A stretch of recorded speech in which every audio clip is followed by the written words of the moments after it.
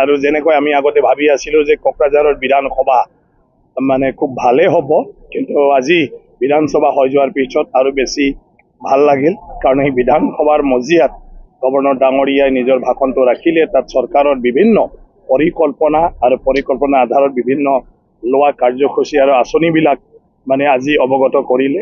তাৰ বাদেও আমি যিটো শিতানত আলোচনা কৰিছোঁ 6 শিডিউল এৰিয়াৰ কাৰণে, তাত আমাৰ বিধায়ক ডাঙৰীয়াসকলৰ যিটো মানে আগভাগ লয় 6 শিডিউল এৰিয়াৰ জনগণৰ কাৰণে, অঞ্চলৰ কাৰণে যিবোৰ কথা ক'লে, সঁচাকৈ সেয়া 6 শিডিউল এৰিয়াৰ মানুহখিনিক এটা ফুল্লি এটা বিশ্বাস ঘূৰাই আনিব পাৰিছে বুলি মই ভাবোঁ। 6 শিডিউল এৰিয়াৰ মানুহখিনিয়ে বড়োলেণ্ড, কাৰ্বি আংলং বা ডিমা হাছাওৰ মানুহখিনিয়ে সদায় সাধাৰণভাৱে ভাবি থাকে কি আমাৰ কথানো কোনে জানে, আমাৰ বিষয়ে কোনে ক'ব, চৰকাৰনো আমাৰ বিষয়ে মানে ক'ত কেতিয়া তেনেকুৱা ধৰণৰ মুকলিভাৱে আলোচনা কৰিব, তেনেকুৱা ধৰণৰ এটা ভাৱ হৈ থাকে জেনেৰেলি। কিন্তু আজি বিধানসভাৰ মজিয়াত প্ৰত্যেকজন বিধায়কে তেওঁলোকৰ মানে যিটো ভাষণ কথা ডিবেটত যিবোৰ ক'লে, তাত সকলোৱে 6 শিডিউল এৰিয়াক উন্নয়ন কৰাৰ কথাই ক'লে। 6 শিডিউল এৰিয়াক যি মানে সহায় লাগে সেইটো চৰকাৰে সহায় কৰিব লাগে, তাৰ কাৰণে চবেই চৰকাৰক অনুৰোধ জনাইছে। আৰু তাৰ মানে যিখিনি আপোনাৰ অৱস্থা, সেই অৱস্থাবিলাক চাই ফালে অতি শীঘ্ৰে চৰকাৰে সেইবিলাক ব্যৱস্থা ল'ব লাগে। চবে যিমানে ইয়াত ভাষণ ৰাখিছে চবে 6 শিডিউলৰ হয়, 6 শিডিউলৰ ৰাইজৰ হৈ ফালে তাত মানে কৈছে। গতিকে সেয়া হয়তো কেতিয়াও কল্পনা কৰিব নোৱাৰা কথা।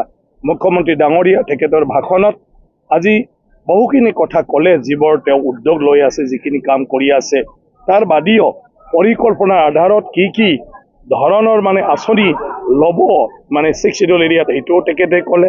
আৰু BTCৰ কাৰণে 500 কোটি টকা মানে তেখেতে স্পেচিয়েল পেকেজ হিচাপে আজি বিধানসভাৰ মজিয়াত মানে তেওঁ ঘোষণা কৰিলে তাতে। গতিকে সেইবোৰ বহুত ডাঙৰ কথা।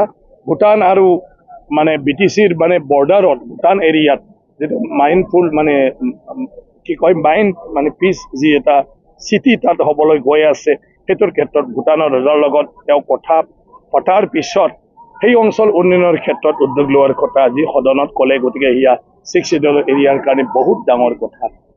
চবৰে সহযোগিতা পোৱাৰ কাৰণে মই ধন্যবাদ জনাইছোঁ। BTCৰ চিফ আমাৰ প্ৰমোদ বড়ো ডাঙৰীয়া, আমাৰ স্পীকাৰ কাতিৰাম বড়ো ডাঙৰীয়া, আমাৰ প্ৰিন্সিপাল ছেক্ৰেটাৰী, সকলো আমাৰ ডেপুটি চিফ, ডেপুটি স্পীকাৰ, গোটেই MCLA, আমাৰ মানে প্ৰিন্সিপাল ছেক্ৰেটাৰীৰ পৰা আৰম্ভ কৰি সকলো বিষয়া, এছেম্বলিৰ ছেক্ৰেটাৰী, সকলো বিষয়া, আৰু তাৰ বাদেও কোকৰাঝাৰ জিলাৰ প্ৰশাসনিক বিষয়াসকল, DC, SP আৰু আমাৰ BTCৰ IGP আছে। আৰু আপোনালোক সকলোৱে যিমান সাংবাদিক আজি ইয়াত আমাক ৰাতিপুৱাৰ পৰাই উৎসাহ যোগালে, ইয়াত প্ৰত্যেকটা মানে কি কয় আপোনাৰ হৈ থকাটো প্ৰচাৰ চলালে। আপোনালোকে নহ'লে সেইখিনি কথা ৰাইজলৈকে গৈ নাপালে হয়, ৰাইজে নাজানিলে হয়। আৰু আপোনালোকৰ মাধ্যমেদি আমাৰ বিধায়কসকল, মন্ত্ৰীসকল নিশ্চয়কৈ বহুখিনি কথা ৰাইজক অৱগত কৰাৰ সুযোগ পাইছে। গতিকে আপোনালোক সকলোলৈও আসাম বিধানসভাৰ হৈ ফালে মই মোৰ তৰফৰ পৰা ধন্যবাদ জ্ঞাপন কৰিছোঁ।